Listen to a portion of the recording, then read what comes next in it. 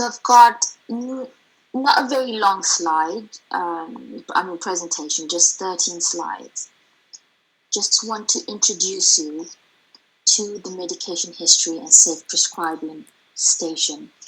This is a station that will come out on your exam. You will see it. It comes out consistently year after year. This station, like any other station, is 10 minutes. It's typically in the clinic area.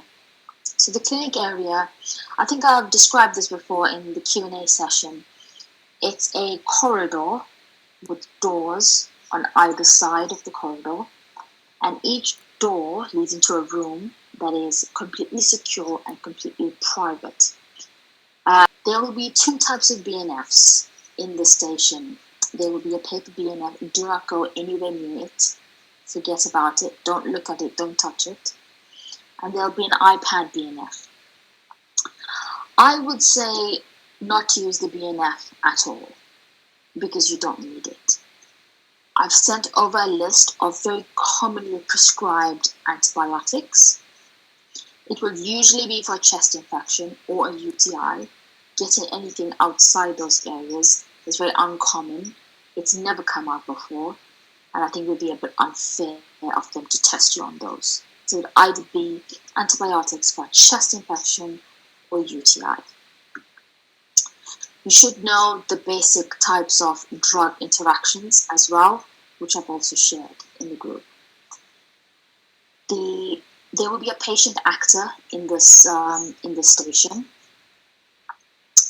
He or she will be wearing a hospital gown with the hospital wristband, and they're just an actor.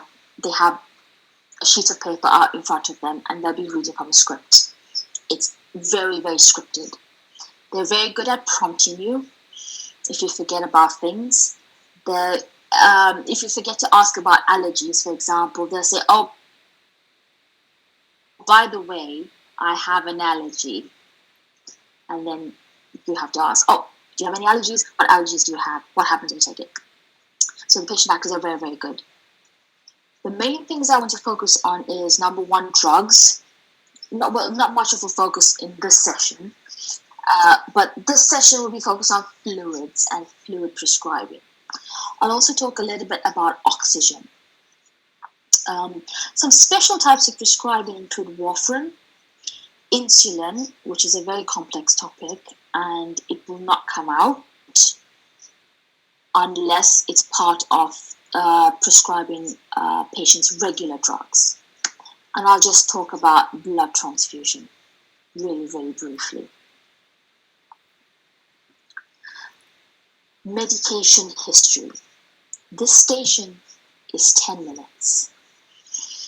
It is the one station in the exam that is the most pressed for time. You need to take this history extremely quickly. You cannot sit there and take a detailed history. Okay? So in my study guide, I realized my medication history is a bit more comprehensive. I've chopped that down to the most essential questions that you need to ask for this station. For this history-taking station, you need to ask closed-ended questions. This is the only station where I will say to ask closed-ended questions instead of open-ended questions. It's typically frowned upon if you ask closed-ended questions. But with the medication history, you want to ask a question and get a very specific type of answer. And for that, the only way you can ask it is with a closed-ended question. If you ask a question such as, "Are you taking anything for that?" it can be interpreted in a number of different ways, and the patient can go on and on and on talking, and your time will get wasted. But if you ask specifically, "What medications are you taking?" they will know to just list the types of medications. I hope that's really, really clear to everyone. Please do not ask open-ended questions in this station. Ask, what medications are you taking? Do you have any allergies? What happens when you take that. Extremely important to quantify what happens when they take something that they're allergic to. Is it a rash? Is it swollen lips? Is it a swollen tongue? Do they get difficulty in breathing? Okay. Timing of the medication. What times of the day do you take the medication? Is it once a day? Is it twice a day? 3 times as needed? Do you have any problems with your kidney or your liver? These patients won't have any problems with them. It will be simple, straightforward, young, healthy patients. But you need to ask the question, any problems with your kidney, any problems with your liver, any other problems? So I was talking about the timing of the medication. Really important to ask. Make sure you ask what times are they taking the medication and how many times a day they're taking it. Are you taking it once a day, twice a day, PRN, as needed? Okay, get that. Are you taking any other types of medication? And clarify what you mean by that. Any over-the-counter medications, any herbal remedies, any vitamins? Are you using... So you can ask them very, very quickly, because I always try and clarify what I'm asking. It's important to understand that medications don't always mean tablets or pills. Are you using any other forms of medication, such as inhalers, ointments, creams, eye drops, ear drops, nasal sprays? Is a good form of medication that's often missed. Do you drink? Do you smoke? Do you use any recreational drugs? From what I heard yesterday, so don't ask. Can I ask you a few sensitive questions?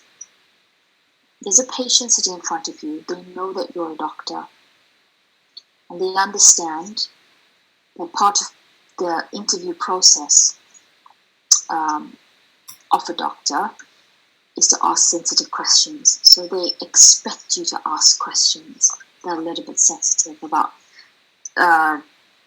menses or sexual history, social history. Okay, I know that many of the academies teach it kind of like the old-fashioned way. They still want you to kind of signpost and they want you to signpost it. Can I ask you a few sensitive questions? But there's a GMC document, I'm not sure if you know about it. PLAB 2 examiners gave their feedbacks after observing PLAB 2 IMG candidates.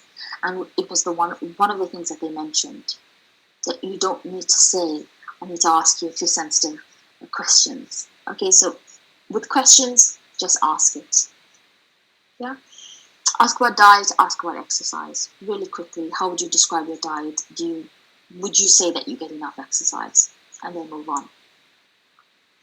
This should take you about a minute or minute and a half. No more than that. So any questions about the medication history?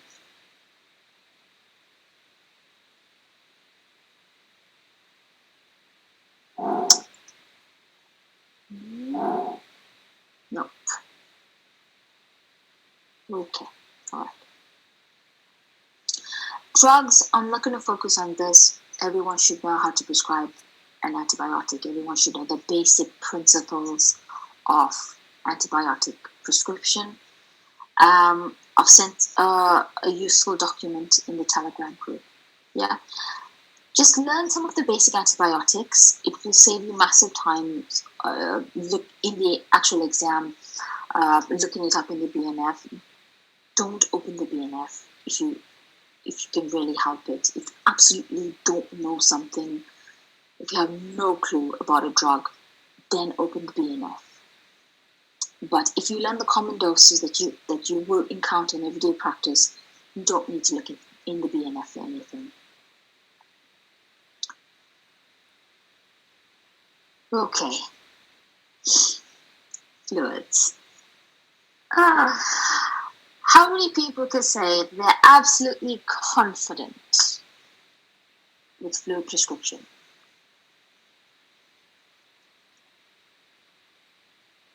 No, I'm not even confident with fluid prescription. It has been hammered into us in foundation.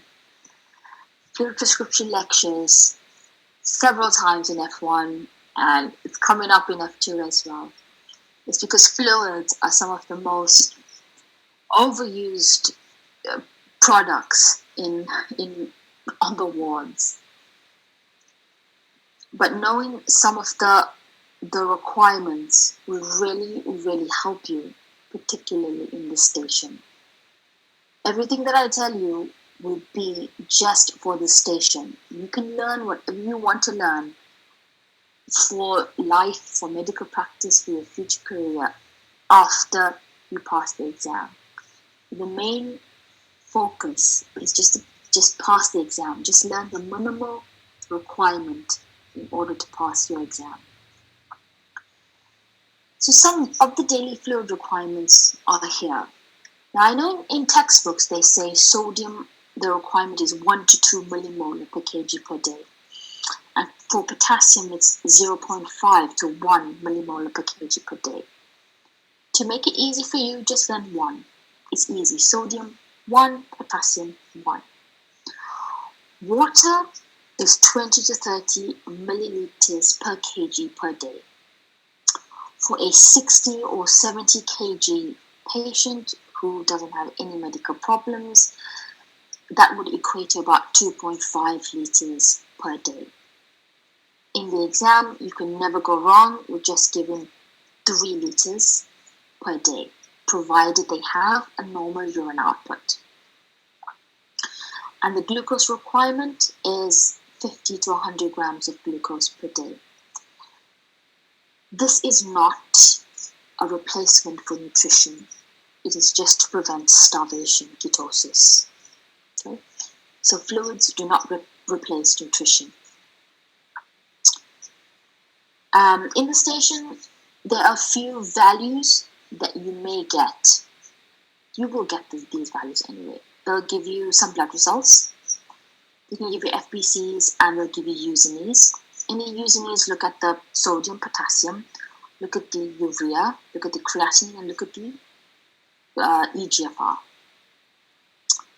They'll give you a urine output, and they will not be cruel to give you a patient with CCF or CKD. Okay, but I've just put this there just so that you could be aware of it. Prescription changes in patients with congestive cardiac failure and chronic renal disease. So now in all the textbooks, normal urine output is stated as greater than or equal to 0.5 moles per kg per hour. In the exam, please don't use the calculator there will be a small calculator there. Don't use it to be calculating anything. You will waste your time. Yeah? You can remember it as greater than or equal to 0.5 moles per kg per hour. The way I remember it is 50 to 80 milliliters per kg per 24 hour. If I see that there as a urine output, any value between 50 and 80, I know this patient is okay, the kidneys are fine, they're producing urine.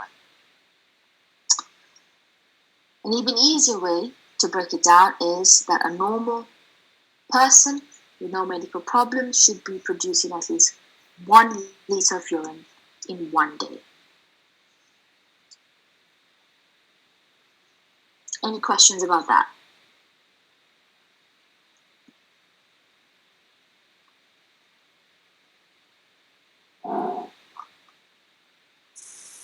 Is the urine output usually given in per kg per day? Or ml per day? It was usually, so it can be given in a variety of ways. It can be given mils per kg per 24 hours, or it can be given as an input-output or fluid balance chart. So the fluid balance is basically mils or liters per 24 hours.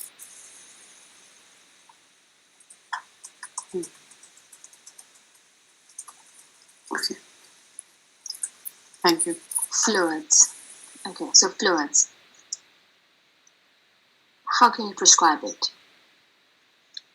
For this exam and this station, 2 types. Resuscitation, very, very rarely. And the most that you'll encounter resuscitation fluids in is in an acute management station where you just have to mention, I would like to resuscitate with fluids. And you can mention 0.9% saline or normal saline.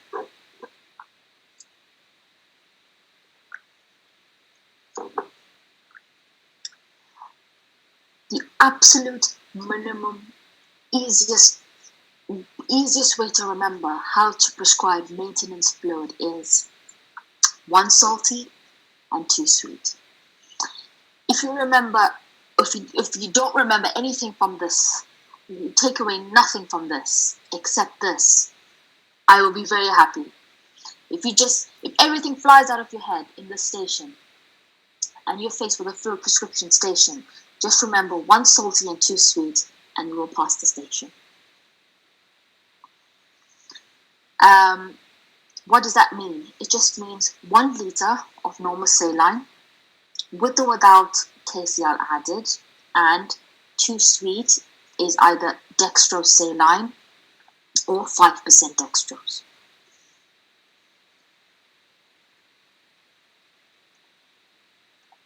Questions about that? Questions, anything so far?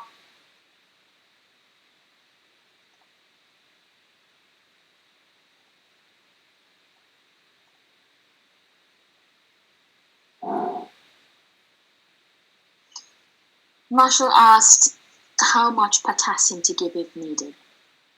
It depends on the potassium level that they will give you when you look at the usernames.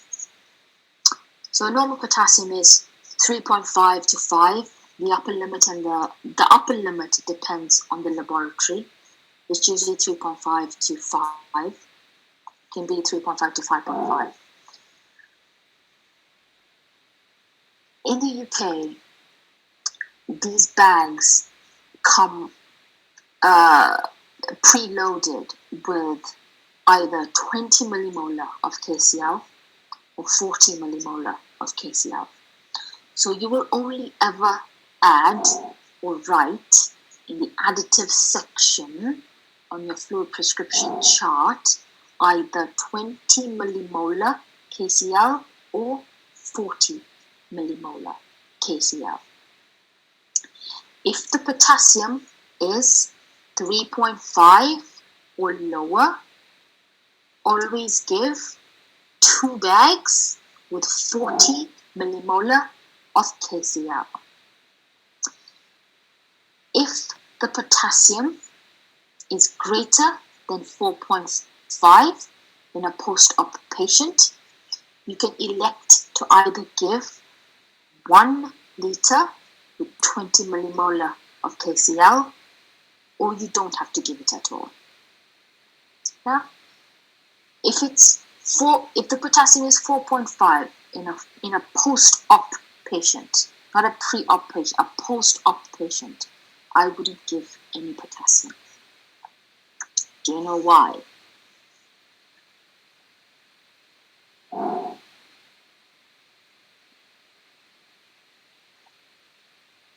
So why don't we give any potassium if the potassium is over 4. Yes, it's because of cell lysis.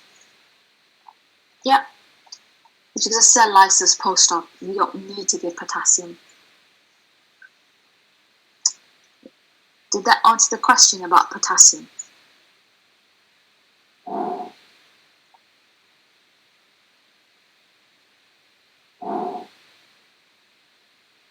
Okay.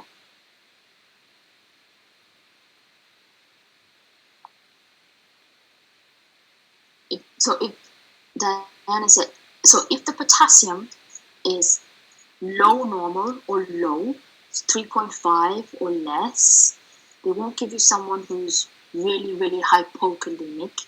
They'll maybe give you 3.3, 3.4, 3.5. Give 2 bags with 40 millimolar KCl each.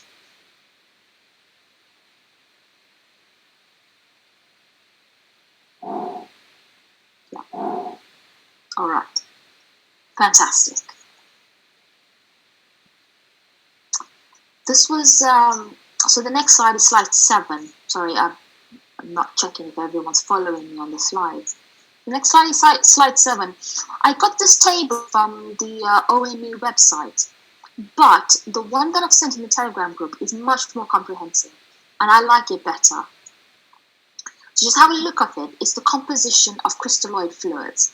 Don't learn it. Just have a look at it for interest's sake to see what the different types of fluids are composed of. Yeah. So the main fluids that you will be encountering is normal saline. Everyone should know this. This is the fluid. It is the fluid of choice. So normal saline is very, very good for maintenance. Yeah. It's one of the fluids that is incorporated into the maintenance regime, but it doesn't contain any glucose. And because it has a very, very high level of sodium, 154 millimolar of sodium, it can cause hypernatremia and also hyperchloremia. So just be wary of giving too much of normal saline. But it's a very good basic fluid. Everyone gives normal saline. It's very good for resuscitation as well. 5% dextrose and your dextrosaline are your 2 glucose-containing fluids. 5% dextrose contains 50 grams of glucose, and dextrosaline contains what is also colloquially known as half normal saline, or 0.45% normal saline, and 4% of dextrose, which is 40 grams of sugar or 40 grams of glucose. These are very good for maintenance, obviously because of the glucose content. And remember, you need to replace 50 to 100 grams of glucose per day for your patient to prevent starvation ketosis. So these are very good for maintenance and also for treating hypernatremia. Yeah. Hartmann's solution is also known as Ringer's lactate. I've actually not seen Ringer's lactate. I don't think the manufacturers make it anymore for supply to the UK. I think there are a few bags in ITU, but I've not seen it. You just see Hartmann's here. It's usually in ITU. And what they really like here, so you might encounter this, is Plasma Light, which is basically the same composition as Hartmann's. It's the most physiological fluid available, and it has a very small amount of potassium, only 5 millimolar. That's why you don't use this for maintenance, because it doesn't have much of potassium. You also cannot add anything to the bag. And this fluid, you'll see it mostly used on the surgical wards or the gastro wards. Colloids, like your Gelafusing, don't ever prescribe this. Forget about it. Throw it away from your memory forever. Does anyone know what colloids are made of?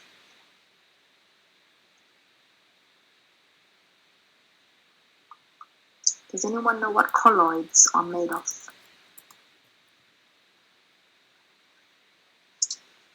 Gelatin, starch, and sometimes algae. Yeah.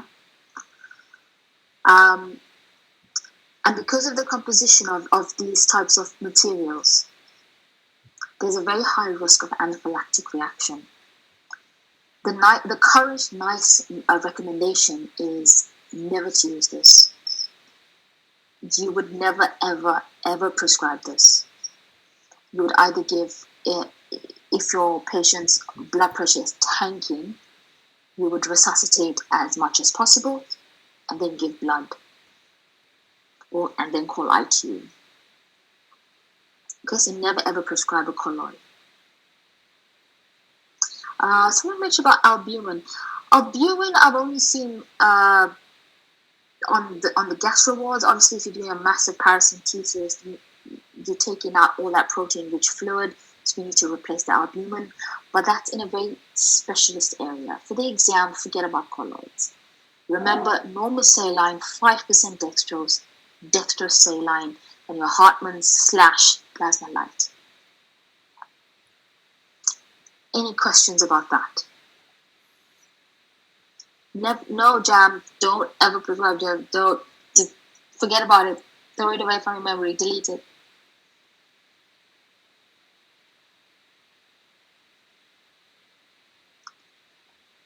Any questions about this, the last two slides? So in what cases we use Hartmann's solution?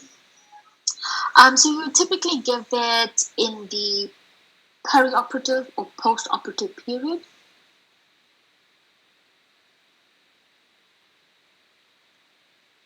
So do we need to prescribe it in the exam, like at any cost, or we just forget about this one as well? No, you can remember it. So instead of giving normal saline for maintenance, you can give plasma light for maintenance. It's the same thing with a little less sodium chloride in it. So you can write plasma light as your salty. Remember, 1 salty and 2 sweet. Yeah. So instead of giving normal saline, you can give plasma light. Okay. So it has got high concentration of potassium. It's like 5. 5 millimolar is very small concentration of potassium. It's just 5 millimolar.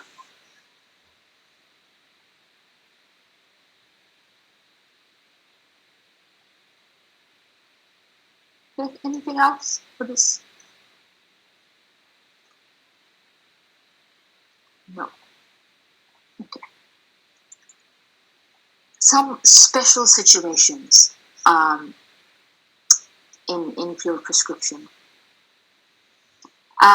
In the post-op NG for gastrointestinal losses, anything with dextrose, dextrosaline, and Hartmann's is a very, very good choice. So plasma light and Hartmann's is very good for post-op in GI. As we said before, if the potassium is above 4.5, don't give potassium, because the patient's potassium level will go up anyway when you check it the next day. And of course, if your patient is eating and drinking in the post-op period, don't give fluids. They can drink. For sepsis and resuscitation, you can resusc with plasma light actually, and you can resusc with normal saline. Okay. Heart failure is very, very tricky. They will not be as cruel as to give you a patient with heart failure. I might just skip this section. I've just put it here just so you know that's the specific scenario, but I would just forget about it. Okay. Prescribing fluids in heart failure is very difficult. You have to monitor the fluid balance and look at the fluid balance with a hawk's eye, and you have to constantly examine them for signs of fluid overload, check their BP, put BP parameters, and sometimes if you give fluids and then you have to take out the fluids with furosemide or bumetanide, just forget about heart failure. You won't get a heart failure section scenario for fluid prescription. If anyone is coming in with liver failure, don't give normal saline, because patients with liver failure normally have a little bit of low glucose level anyway. Dextrose is a good fluid regime for anyone with liver failure. AKI, don't give any potassium. CKD, be very, very sparing with the fluids that you give. These patients' kidneys are completely shot and they simply cannot process or all the fluids. So they have there's a very high risk of them becoming fluid overloaded and going into flash pulmonary edema. In alcohol excess and in cases of poor nutrition, even though their glucose level might be low, someone's going to get glucose of like 3.5, 3.8. Don't give glucose until you give Pabrinex, which is a thiamine, because the glucose can precipitate Korsakoff syndrome. And hemorrhagic stroke, brain hemorrhage, don't give dextrose. Dextrose causes cerebral edema. Give normal saline.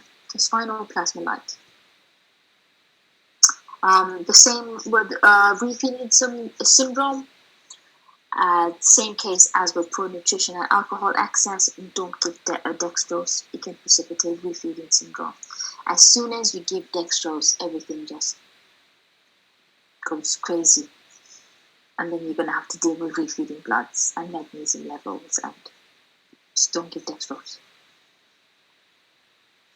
Okay, so any questions about fluids before I really, really quickly talk about oxygen, and then we'll go to the scenario.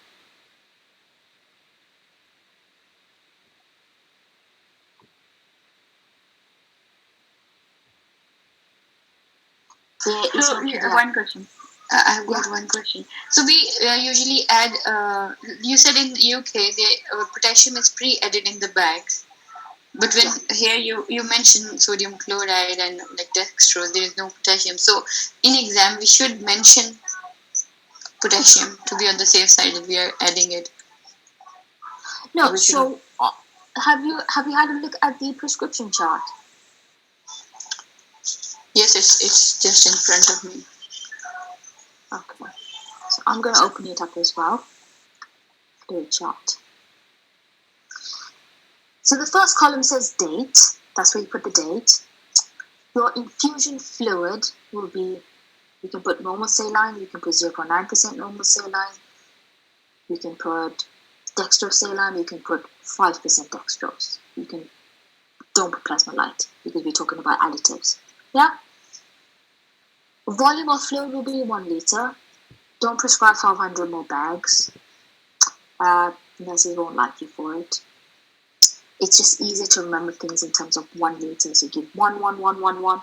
Don't complicate your life with 500 more or 250 more bags. Can you see this section called additives? That's where you write what else you want in the bag. That's where you write 20 mmol KCl or 40 mmol KCl. When I said that the bags are pre-mixed, it means that they are bags in a stock room that's just dextrose saline. Then there's a bunch of bags that all have 20 millimolar added in them, 20 millimolar KCl, and then there's a stack of bags will have 40 millimolar KCl added in them. Does that make a bit more sense? So when you write that prescription, the nurses know, let me get the bag of the dextrose saline with the 20 millimolar KCl, because this is what it says on the prescription, so I can hang it up. Does that make more sense? Yes, now I understood. Thank you. Okay. Diana asked about pediatric fluids. This exam does not have any pediatrics or OBGYN, ONG. It's only medicine and surgery.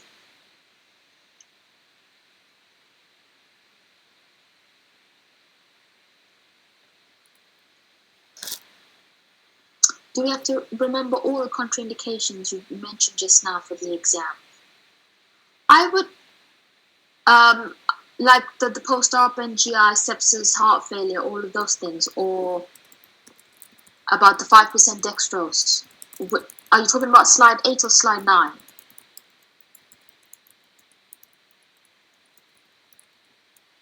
Slide 9.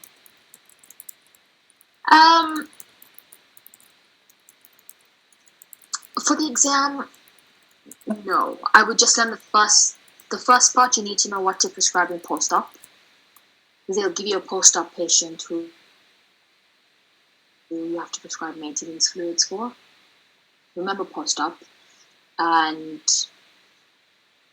don't remember anything else. Everything in slide 8 you need to know.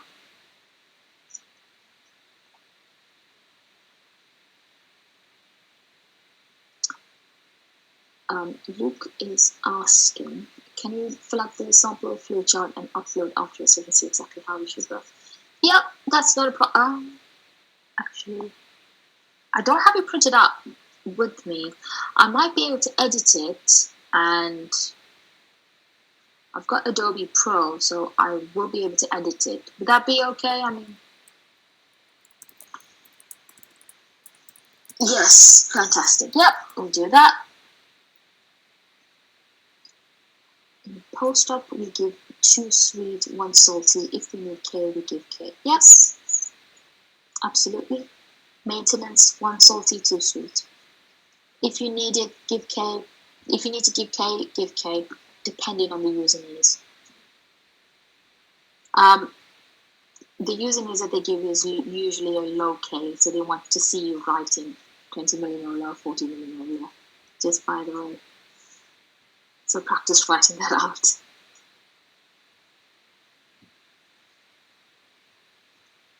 Okay, anything else? Yeah. About the infusion rate, do we have to calculate that?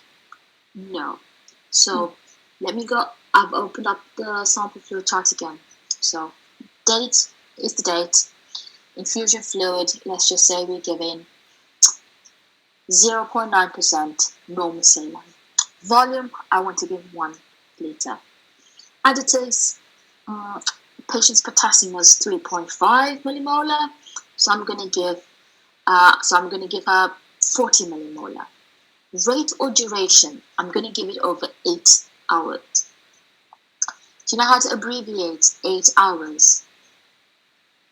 It's 8 and the degree sign. That means 8 hours. You can also write it out in full, 8 hourly. That's all that they want under rate or duration. So you don't need to work out drip rate. You can't work out drip rate anyway because you need a drop factor.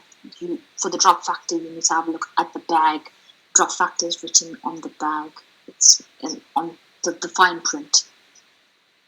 Okay, so in that section, you either write 2 hourly, 4 hourly, 8 hourly, 10 hourly, 12 hourly, 20 hourly.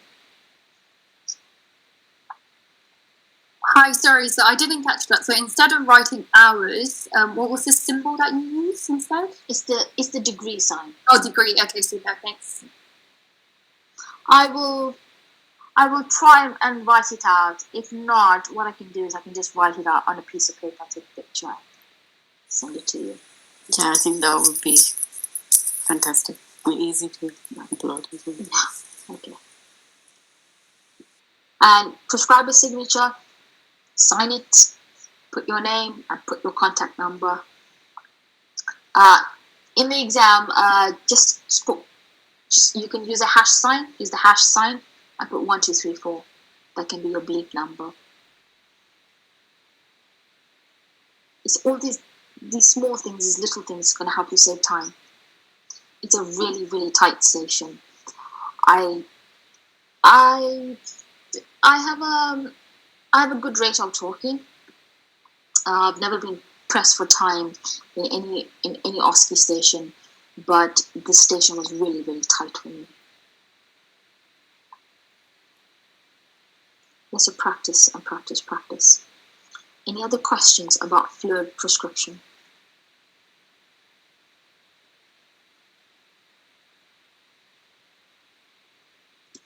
Do all 3 bags have to have an additive? Ty is asking. No. No. It depends on the user needs.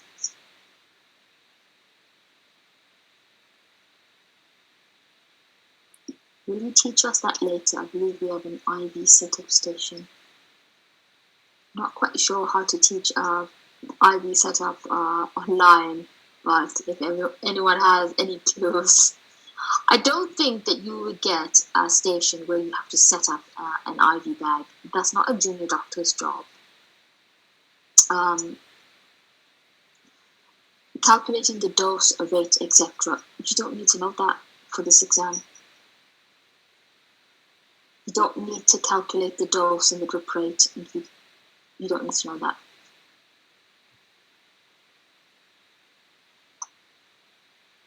So we'll have to have 3 lines, say 1 saline, 1 dextrose, and sign each line with every detail in. Yes, that's absolutely correct.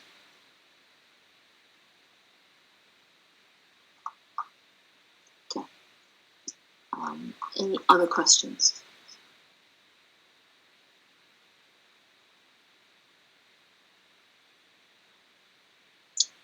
No? Okay. Sorry, Sarishka. I think yesterday you were struggling with the sort of scenario of the station. So, if you could explain to us just a little bit about how the scenario will be. So, will there be a patient sitting in front of us, or will we be given like a brief, and then,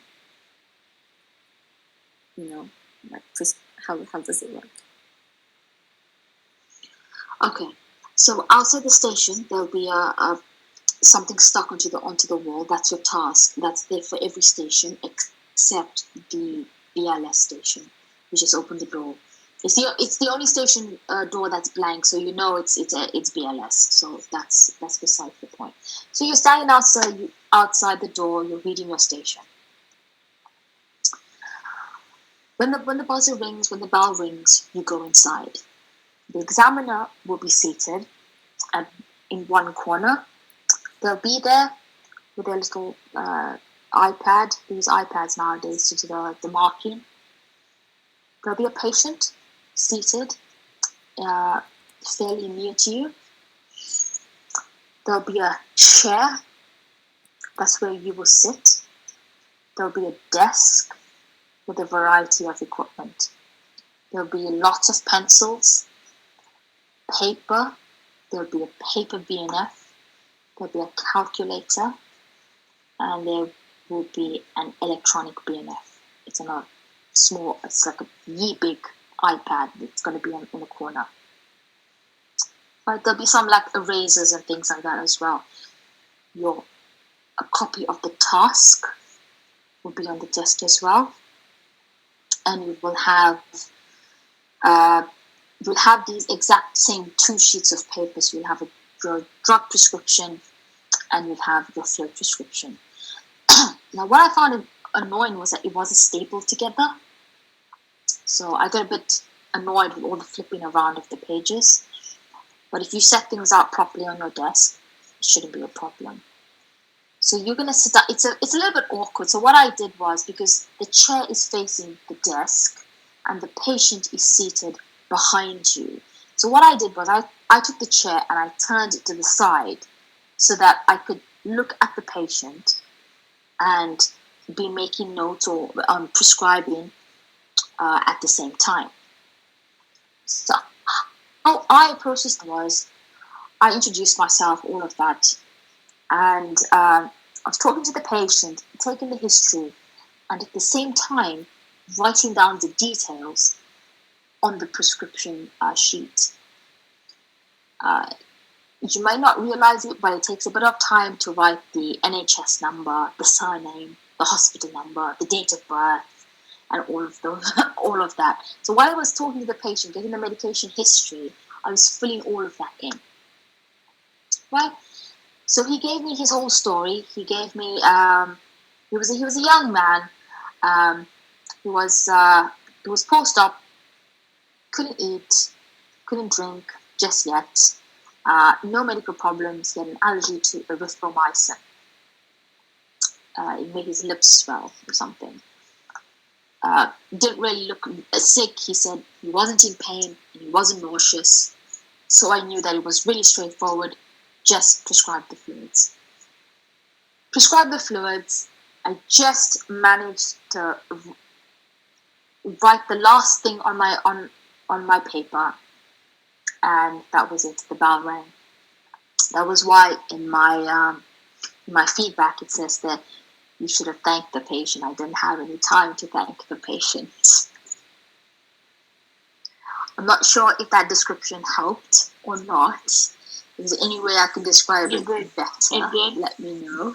Yes, I have a question. There are 3 charts which you have mentioned. One is once only medication and antibiotic prescription. Another is regular prescription, and the third one is fluid. So if they say the person is allergic to erythromycin and we are only giving fluids, so are we going to fill out the other 2 charts as well, or no, it's not our job to do? I did it because he mentioned an allergy. You have to write the allergy and the nature of the allergy, so you need to do it. Okay, and while filling in the forms like hospital number, surname, phone number, so these are mentioned on all the 3 charts. So we will be filling out those charts like together at the same time. Yes, yeah, you need to write it on everything. That's what I'm saying. It's a lot of writing. Yeah, it is, and it's gonna take some time. So that's why I try to multitask. I multitask the station. And it's difficult because it's like they are difficult to interpret because there's once only medication, then there's antibiotic prescription, then there's oxygen, regular prescriptions, as required medication. So we if he is telling us something, so we have to fill in all of it. Yes, but because he didn't have any regular medications. Okay. Sorry, I think he was asthmatic and he was only on the salbutamol inhaler. So because of that, I had to write down the details for every single sheet as well as the fluid sheet and write down his PRNs. Okay, and were there any were there any painkillers mentioned as well? Because he was post-op. No, I asked him like 3 times, so he's not in pain. So I was like, they clearly don't want me to give any pain medication, so I just prescribed the fluids. Did you remember what was on your task in that station specifically? What did I ask you to do? Just prescribe medication? So my task was only to prescribe fluids. Oh, okay. So there was no... So the exact wording of the station was, prescribe the patient's regular medications and anything else that he might require. You do not need to prescribe anything else. Okay. That right there was the clue that I didn't quite get in the station. That I don't need to worry about antiemetics and I don't need to worry about post-op pain. So it was just to prescribe his regular inhaler, his PRN inhaler, and to give him fluids because he was mobile mouth. Okay, that's good. Thanks. One more question. In as required PRN medication, it's written drug approved name and then pharmacy. So how do we know that? No, that pharmacy box is for pharmacy to fill out. You leave it blank. So that pharmacy box is the pharmacy prof check. The pharmacist comes and they do their check on the system and they scribble. They have to sign it. So you don't put anything in that box. Sorry, I missed what you were saying. What box? Pharmacy box? So if you open up the sample drug chart, yeah. So at the top it has patient details, and then the first box is once only medication. After that is antibiotic prescription. The last part is oxygen. Yes. Then you come to the next page, which is your regular prescription. And if you go right down there, is the PRN box. Yes. Yeah. So I think my neighbor was asking me, what do we write in that pharmacy box? Oh, the that pharmacy box is everywhere. Yeah. leave it blank. The pharmacy box is for a pharmacist to fill out. It's not for you. Okay. Yeah. And also in the green sort of column where it says given, that would be filled in by the nurses, I presume.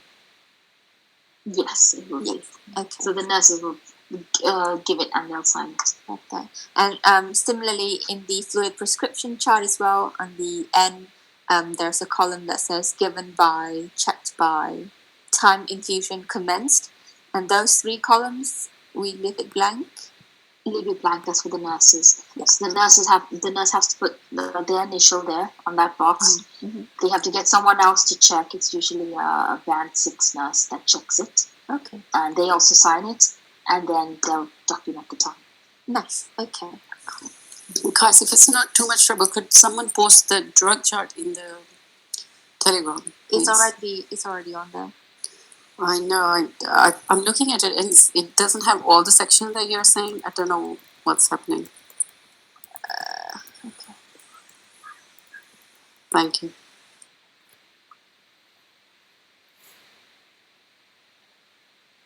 Okay, let me have a look.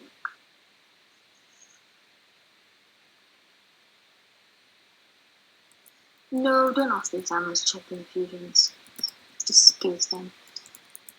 So when I was walking out of the station, I just looked back just for curiosity's sake because I was like that, and I saw the examiner looking, writing something, and then just putting it in the bin.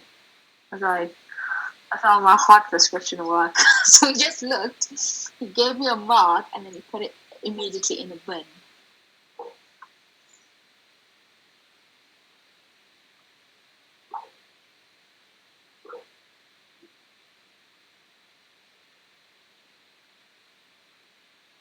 Alright, so let's talk quickly about really quickly about oxygen prescription. So from the sample charts, you already know what the oxygen prescription box will look like.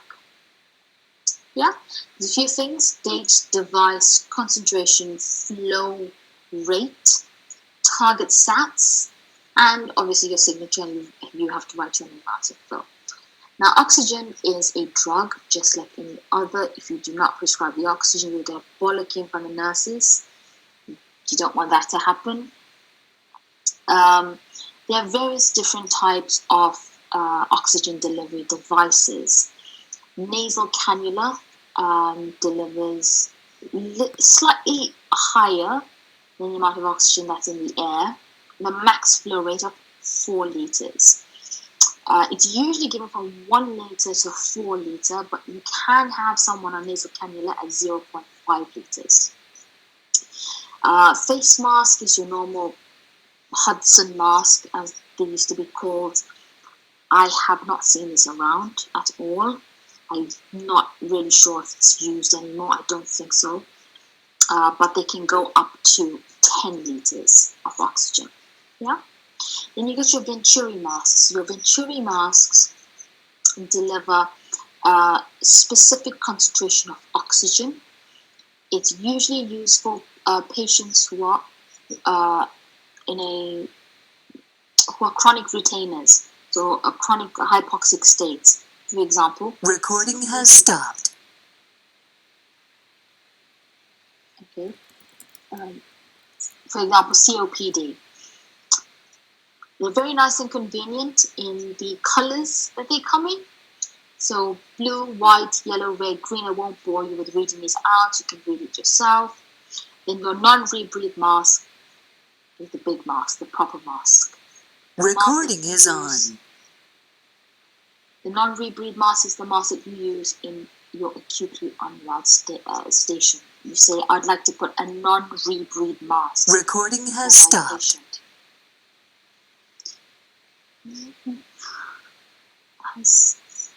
Yes, Lopez would like to speak. Please speak.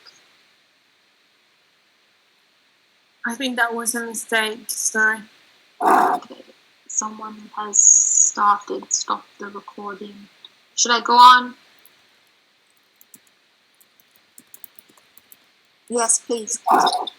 Yeah. Okay. Recording is on. Okay. That voice is sorry, that voice is funny. So your non-rebreathe mask is the mask that you will use in your acute management stations. Tell the examiner, I want to put on a non-rebreathe mask, 15 liters. Yeah, high flow oxygen. You don't need to know about non-invasive or invasive ventilation at all. Just remember your target SATs in COPD, 88 to 92, and in normal patients, 94 to 98%. And that will need to be written on the chart. Okay. I think oxygen prescription is very, very straightforward. You just have to fill in whatever is required of you. Does anyone have any questions about oxygen?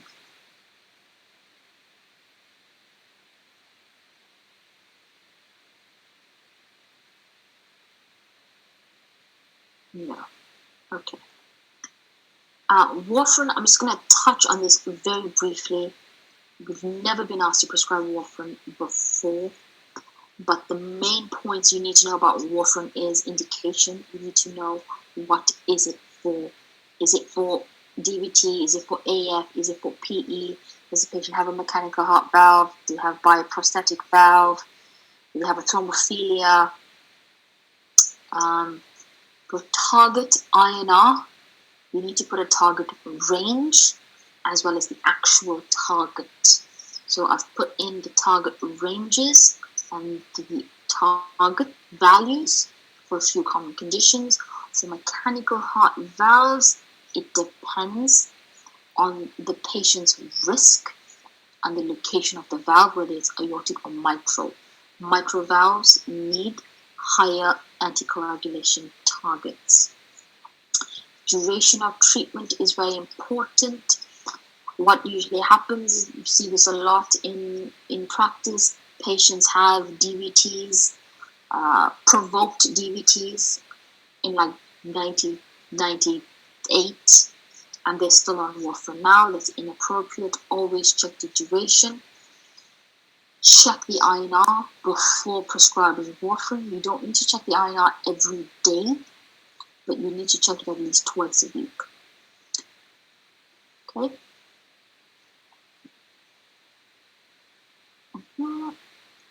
Blood transfusions never come out before. Just need to know if it does ever come out. They've never actually provided a blood transfusion sample chart. It's usually a separate chart that you get. You put all the information in. One very important thing you need to put is the indication and the HB. Yeah.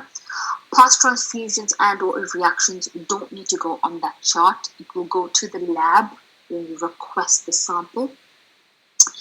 Along with that request form, you must take 2 pink top tubes, which must be handwritten. Unfortunately, they don't allow stickers. How do you actually prescribe it? You prescribe, you put your date, you put 1 unit of packed red blood cells, or you can abbreviate it RBC over 3 hours.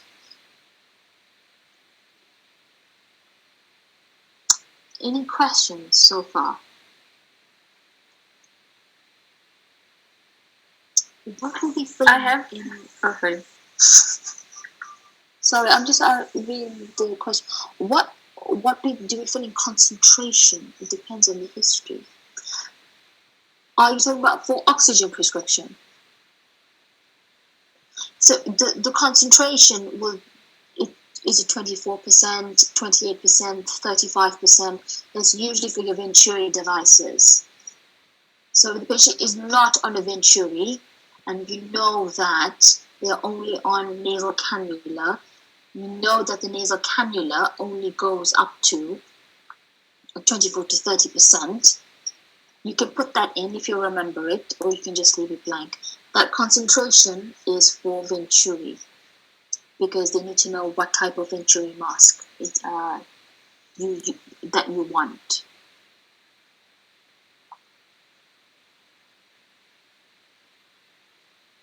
The other days you have suggested we only focus on enoxaparin instead of warfarin. What do you recommend? I recommend not focusing on either of them. I'm not sure what the context was with the enoxaparin, but with low molecular weight heparins, every trust is different. My F1 trust in Warsaw used enoxaparin because they signed some sort of contract.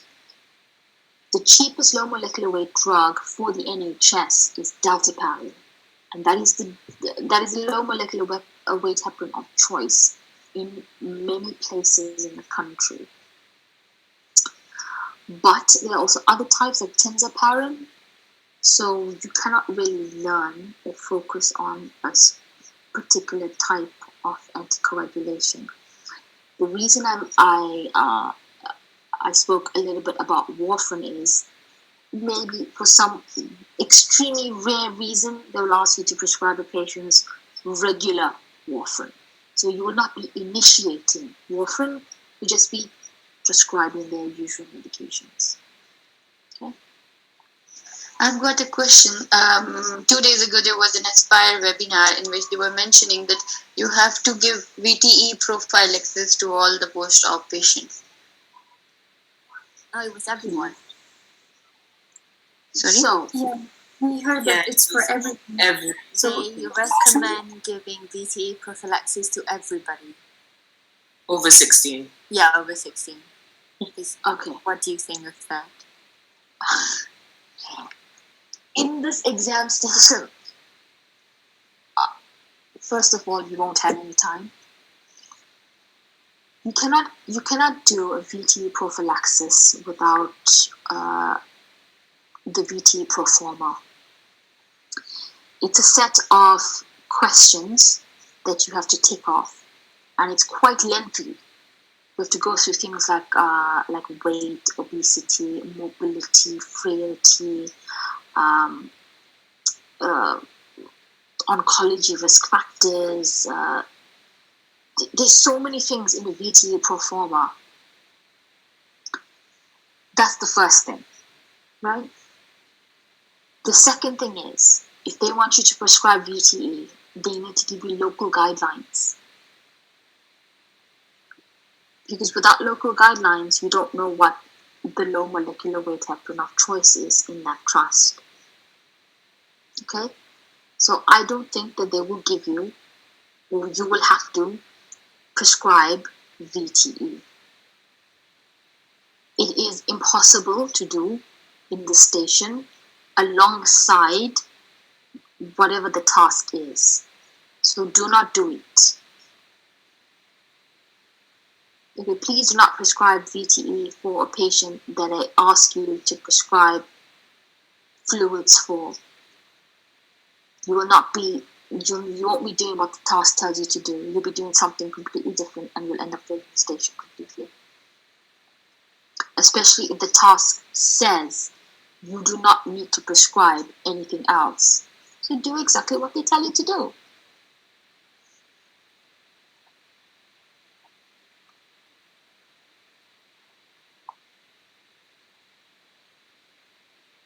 I hope that answered that question on VTE. Guys, please don't do VTE assessments and don't prescribe enoxaparin and tenzaparin and things in the station.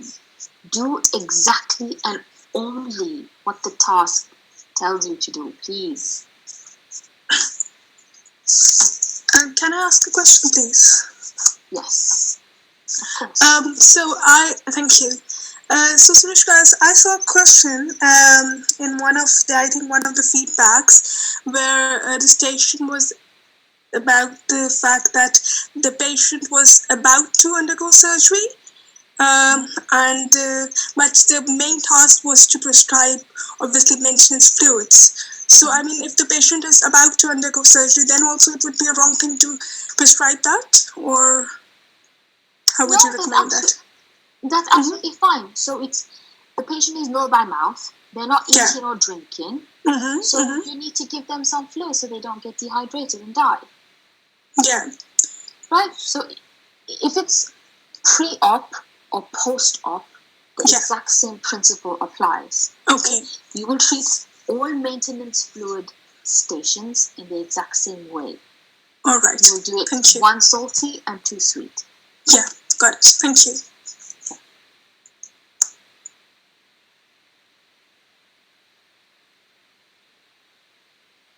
Han said it's always 28%. It's not always 28%. There's different types of Venturi masks. They go right up to 60%. So it depends. They've never given a station before where you have to prescribe oxygen. I'll just put it there for general knowledge, just to go through. I'm glad to hear. If for some weird reason they do ask you to prescribe the oxygen, the patient is COPD, so they tell you the patient is COPD. So you're gonna put at the bottom there, target SpO2, 88 to 92%. A good Venturi to start with would be the blue one. Yeah, so you just put 24%.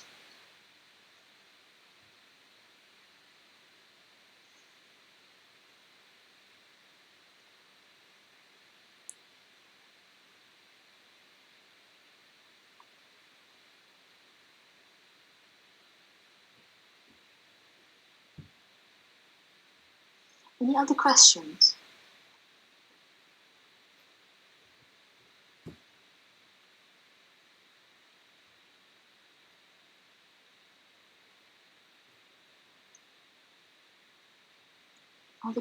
No other questions? I was supposed to finish at 7, but teaching for tomorrow is cancelled, so it looks like my morning is free. So if you guys want to do a scenario, I've created what I think is a good scenario. It is a little bit of a twist on fluid prescription. If you want to tackle it, you can go ahead. I'm not sure how the logistics of this is going to work, because this is the scenario. So this is slide 13. It's the last slide. Has everyone got the prescription sheets printed out? Yeah.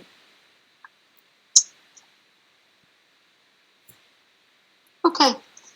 So all we can do is, do you want to do it like full 10 minutes?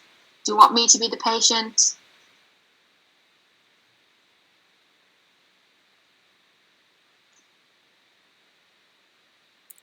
Or does anyone want to volunteer to talk to me? It's a very short medication history.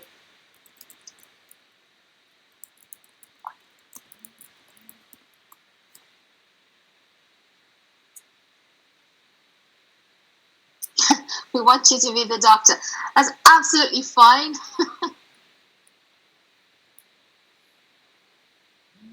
So if no one's doing it, I can just have a go, and yeah, there will be a lot of mistakes, but I guess you can correct it afterwards. Yeah, that's fine. Yeah. So how are you gonna do it? Like, is it basically me doing the history taking and writing the prescription Yes. as I go along? But it will be timed. Yeah. So someone will need to get a timer. Oh. So it'll be 10 minutes exactly. 10 minutes exactly. You're going to have 1 minute to read the scenario, and then we're going to start. Okay. Okay? So this is fluid chart and drug chart, is it? Everything. I can time. Okay. Just to make sure I got every chart. So fluid chart. So if you need anything like the NHS number, just write it 1, 2, 3, 4, 5. Okay. What other things do you need? Date of birth. Yeah, I can just give you all this information. Okay, cool. So I'm just gonna get my piece of paper. So I need fluid and drug. Cool. Yeah. Pressure. With 30 people looking at listening in. Okay.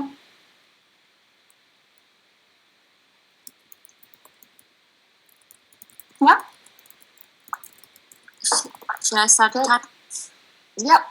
Okay, Start. 3, 2, 1, start. Hello, my name is Dr. Han. I'm one of the junior doctors. Before we start the consultation, can I confirm your date of birth and your name, please? My name is Bethany Smith, and it's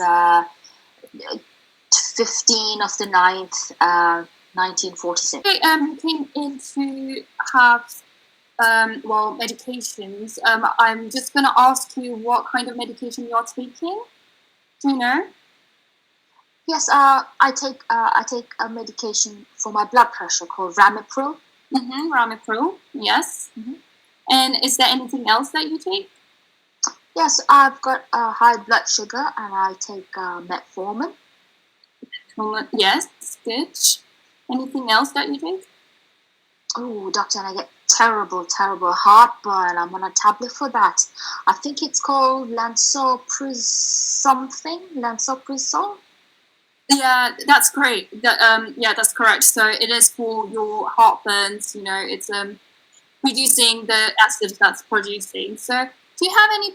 Do you have it with you? All these medications that you Yes, mentioned? I have it right here. Bethany Okay, Smith tells you super. that she's on.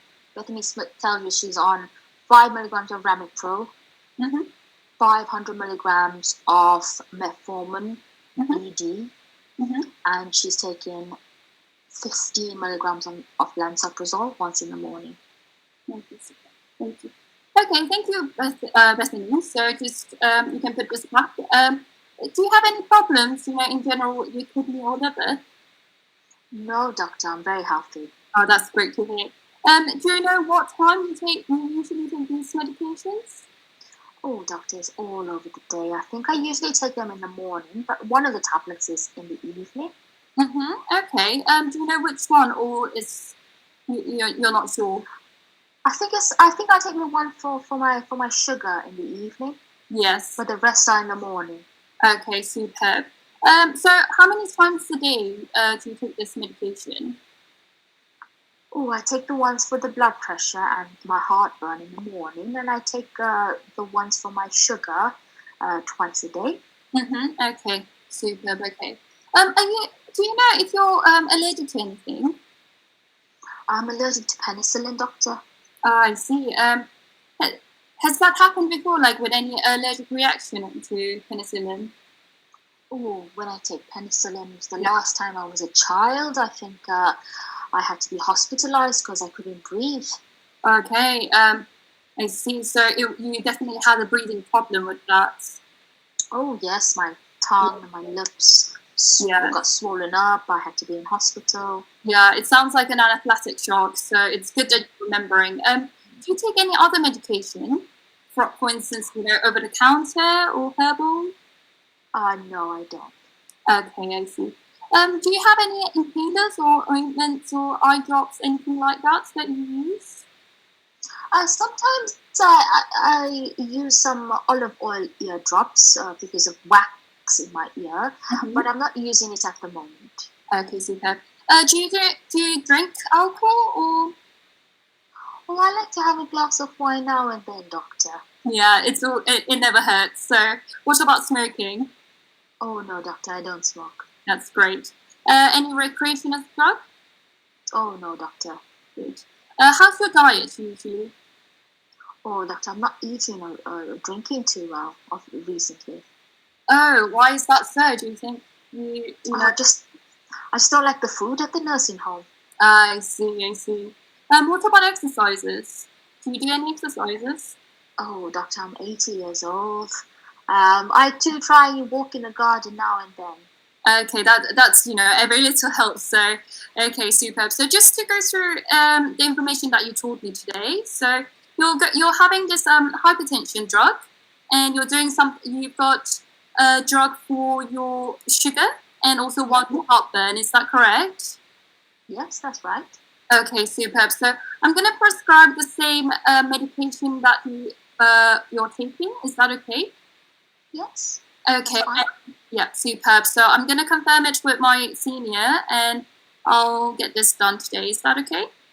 Yes, that's absolutely fine. Superb. Do you have any questions? Doctor, I've not been eating or drinking recently. I think I might need some fluids. Yeah. Okay. So, have you got your blood pressure taken today? Oh, I think the nurse came and did it when I was admitted. I see. Okay, so I'll get some information from that and also prescribe you some fluid. Is that okay? Yes, that's absolutely fine. Do you want to prescribe some fluid for me now? I think we definitely have to see your results. And right now, the results that I got actually tells you that you're low in potassium and also quite high on sodium. So these two are essential composition of your body. So we will definitely have to give you fluid today. Are you okay with time? I really think I need fluids today, doctor. Yes, I think so. I think you really do need it. I think I might be a little bit dehydrated. Okay, so we're gonna give you some water for your dehydration, but also at the same time we're gonna give you some fluid. Is that okay? I think I'd like it IV, doctor. Yes, that's how we'll give you. Yeah. Okay. Superb. Yeah, that's absolutely fine. Okay, superb. So I'm gonna calculate how much that we're gonna give today, and if you have any question while I'm doing that, you can always give me a call. Is that okay? Okay. Yeah, that's absolutely fine. Thank you so much, doctor. No worries. Take care.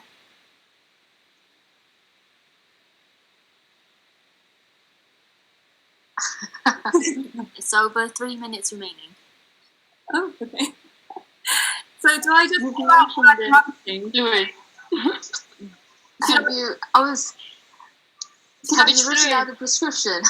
Yeah. So should I read out the what I've written, or like how should I? What fluid would you like to give her? I think I'm gonna give 0.9 normal saline, 2 liters. Oh no, wait. 2 liters. Is it 40 ml KCl? 8 hours. Again, I don't know.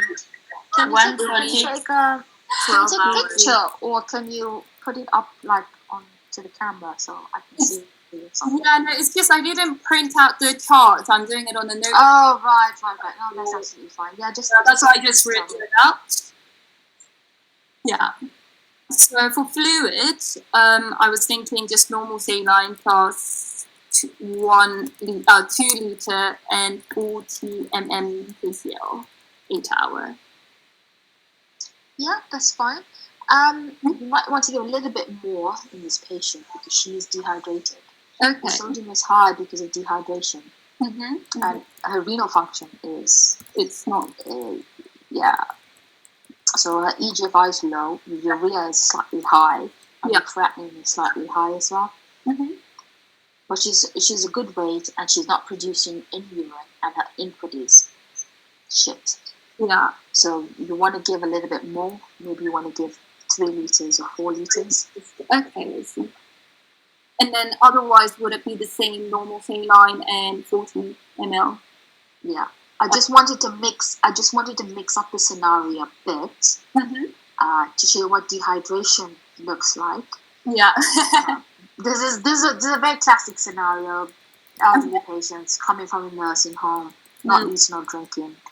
You have to give them a little bit more initially, and then do the maintenance. I see. So would you write like the fluid that you will first give and also the fluid that you will give after? Like, so are you putting it in the same sheet of paper, the same chart? Yes. So I'll put it in the same sheet. So I'll write. You wanted to give normal saline, so just give normal saline 8 hourly. 8 hourly. And 8 hourly for the first bag. Just give that one without any additives. Then you can give your dextrose. 40 millimolar. 8 hourly. Then you can give another dextrose, 40 millimolar, 8 hourly. You can give another normal saline after that. Okay. You can either give 8 hourly or 12 hourly. And how liter wise would that 1 liter for all of them? 1 liter for all of them. Okay. Yeah. Let's see. Okay, and no additives for normal salines that you give during that? I don't think so, because that will be the next day, and the next day you need to repeat these bloods anyway. I see. So, in this case, you are giving one for today and also, let's say, tomorrow. Where do you put that? Like, where do you kind of put that note?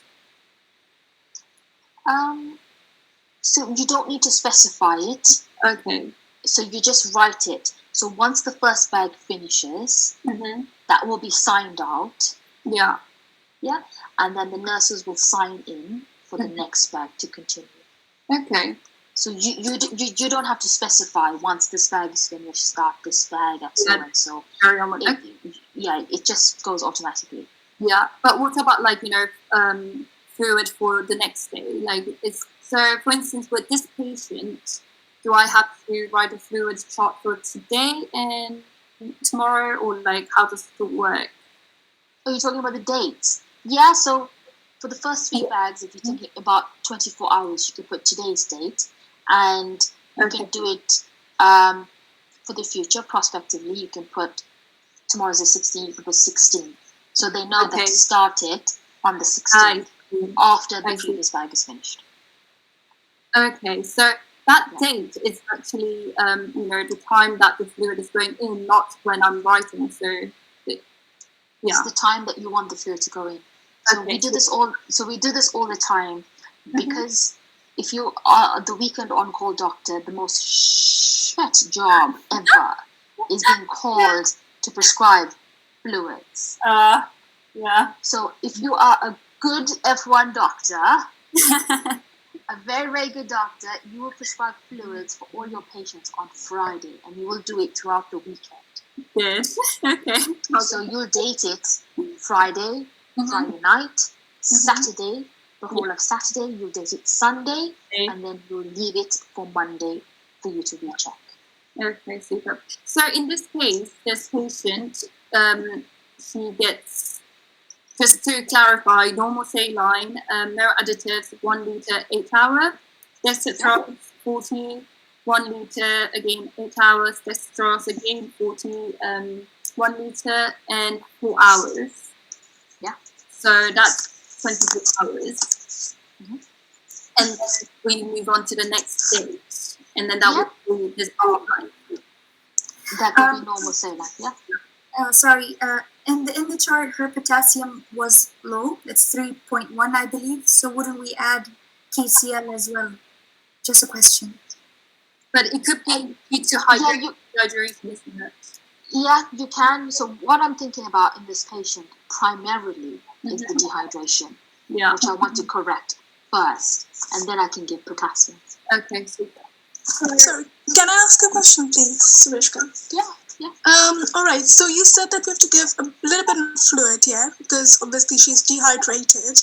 But I'm just wondering, because all the bags are going to be 1 liter in volume, generally, always. So if we have to give more fluid, 2 liters or 4, you said 2 to 4 liters. Is it going to be all additional bags then? I mean, if each bag is just 1 liter. It's 1 liter, isn't it? The bags only come in 1 liters. The only time you're going to get bigger than 1 liter bags is for bladder irrigation. So you get the big bags for bladder irrigation. So 1 liter is the maximum that you can give. It comes, there's 50 mils, there's 100 mils, there's 250 mils, 500 mils, and 1 liter bags of fluid. Got it. So the max is 1 liter. Yeah, got it. Thank you. 1 liter. Thanks. So I guess, for the fourth, for the next day, we give 1.9% normal saline, also with 1 liter. And would that be enough? How far do we have to write? So just write that 1 bag. Okay. And so that's the next day. You're going to repeat the bloods anyway the next day. Okay. So for fluid, that will be it. And for drug, medication. So I guess I'm just looking at the chart right now. We fill everything. So in the allergies section, we put penicillin and history of anaphylactic shock. Yes, and then is that we skip the once only medication. I guess we skip oxygen, we skip antibiotic prescription, we go to the regular prescription other. So drug, we put ramipril, was it 5 ml for dose, route PO, start date, today's date, signature done. I guess this one in the morning, so do we tick just 8 o'clock? Yeah, so what you can do is you can circle the entire thing. Okay, so we circle 8 o'clock there, just next to that green column. Yeah. Circle it. Yeah, and I guess indication I can just put hypertension. For the next one, metformin, 5 milligram.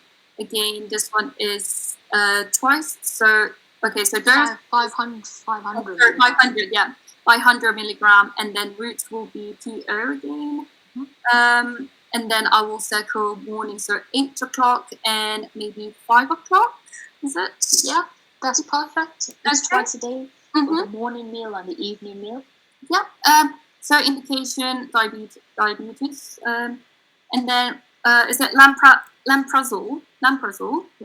Lansoprazole. Yeah. Okay. That was 50.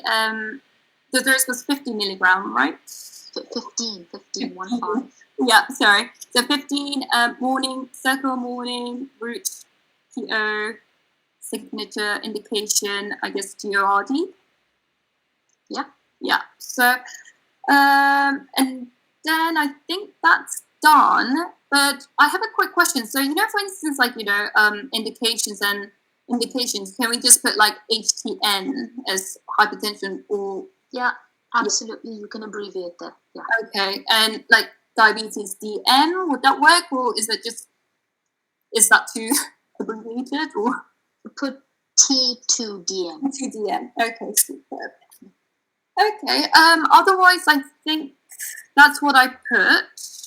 I don't know. Am I missing anything, everyone? I think you did absolutely perfect. If you did this in the exam, you would pass. Could I just ask if you could take a picture of what you've written and probably send it to the group? Definitely. I'll do that. Thank you so much, and thank you everyone for letting me do this. Well done. Yeah. Oh yeah. What about those olive oil? I guess there's actually not really something that you put anything in this chart. Nah, just throw it in there for sprinkled on the top. Yeah. Okay.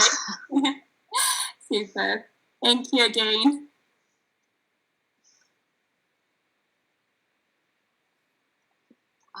Any other questions? The chat has been really busy. Yeah, can I just ask another question, Sarishka? I was just wondering, when there is a BD and you have to, the patient's taking the drug twice, how do we span it out throughout the day? Should the interval be equal always, or does it matter? It should be approximately equal. So BD means twice daily, which means 12-hour intervals. So it should be approximately 12-hour intervals. All right, got it. All right, thank you so much. Really appreciate it.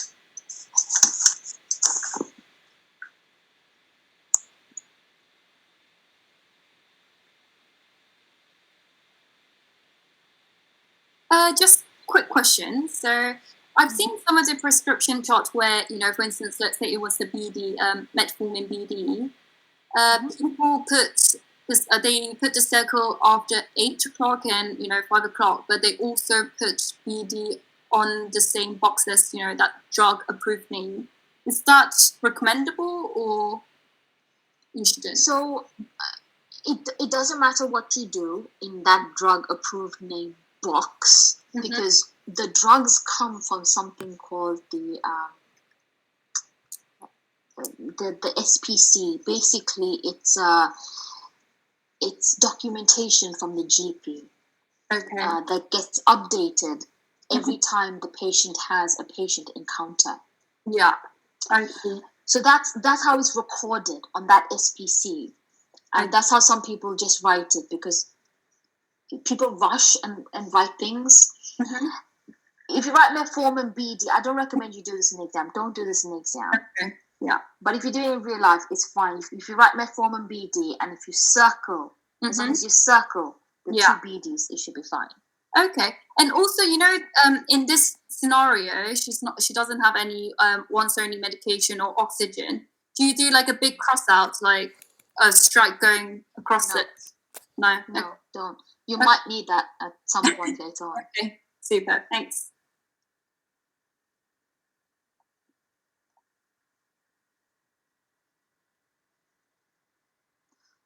I think we can write in English. If you have the time to write out twice daily instead of BD, you can absolutely do that.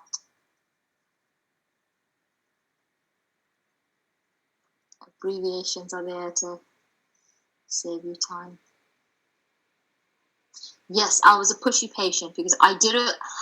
I was a bit nervous. I thought that she wasn't going to prescribe the fluids.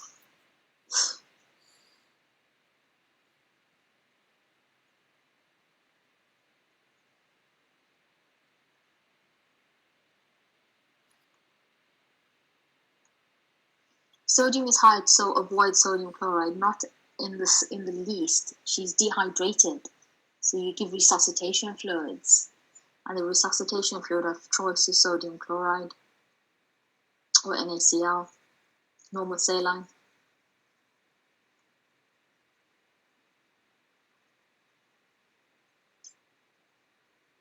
Kidneys are okay. GFR 55 is okay.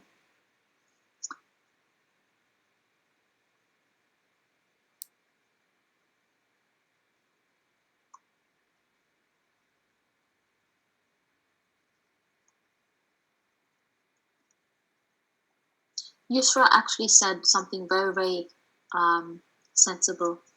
Do we need to review the medication? Yes. Would you cancel the metformin right now? No, because she's not septic, and I wouldn't stop the metformin without, number one, checking her blood glucose, number two, checking the lactate. So I wouldn't stop the metformin unless she's septic, or without checking the lactate and without looking at the glycemic control. But yes, if the blood pressure is fine, if it's a little bit on the low side, she's 82, there is no benefit for antihypertensives in some patients over the age of 82, and there's absolutely no benefit for statins in patients over the age of 80. So you can potentially chop out a lot of medications. But it's fine, it's absolutely fine the way that it was done.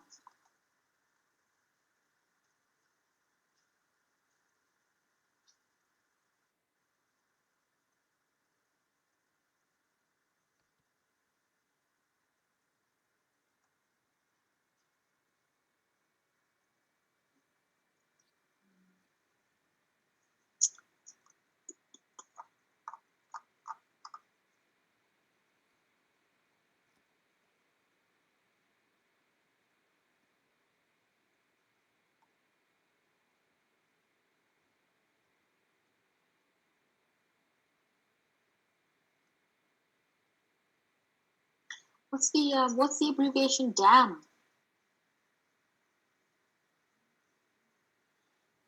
I think it's easier if I just say it. So DAM stands for D diuretics, A ACE inhibitors or ARBs, M metformin, and N was NSAIDs. Oh, okay. Yeah. That's sensible. But I wouldn't stop it in this situation because she's not acutely unwell. Yeah. She's a little bit dehydrated. She's not septic, or she doesn't have DMV, so I wouldn't stop it. Just continue the metformin. Yeah. Any other questions before I end the session? No. Continue the Ramipro.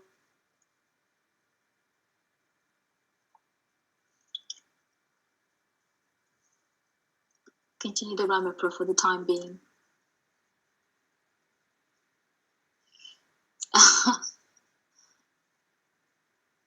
Okay.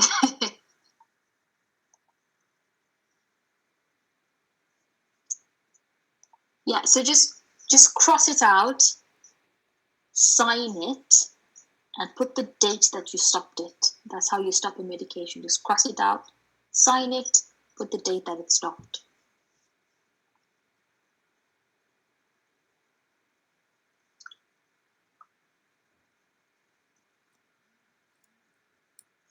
If you already want to stop a medication that's been prescribed long term, then you write it because it's on the GP clinicals. Then you cross it off and sign it, but don't cross off and stop medications the first day as F1. Just double check it with the reg or something.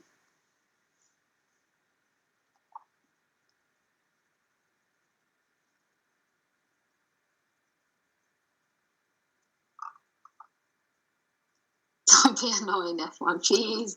Prescribe fluids for your patients. Don't give the on-call too much of a problem. Be good, F1. Sorry, Sarishka, I just had a question. Can I ask if you don't mind? Yeah. So generally, what's the time period for reviewing a drug? So just let's assume that a patient has already been prescribed a particular drug. So generally, what's the review period like? When do we review the medication? For antibiotics, it's always 48 hours. You should be reviewing after 48 hours. For antibiotics? For antibiotics, it's always 48 hours. For other types of drugs, there's no exact rule. All right. If you're starting a drug, just say for hypertension, that is potentially long term. Yeah. If you are prescribing a drug for folic acid deficiency, you're prescribing folic acid, you can say review 6 months. So it depends on the type of drug. All right. But for antibiotics, it's 48 hours. 48 hours review. Yeah, great. Thank you. Thanks. Do you write in consultant and ward at the beginning? Whatever you want to write, just write consultant. Write your name as a consultant. Write ward 1, 5, 10, 15C, whatever. Make it up, it doesn't matter.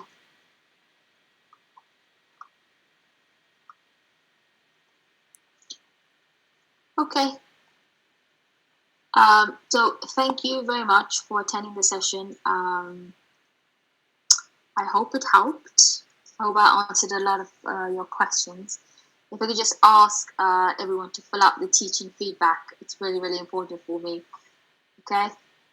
All right. So I'm going to end the session now.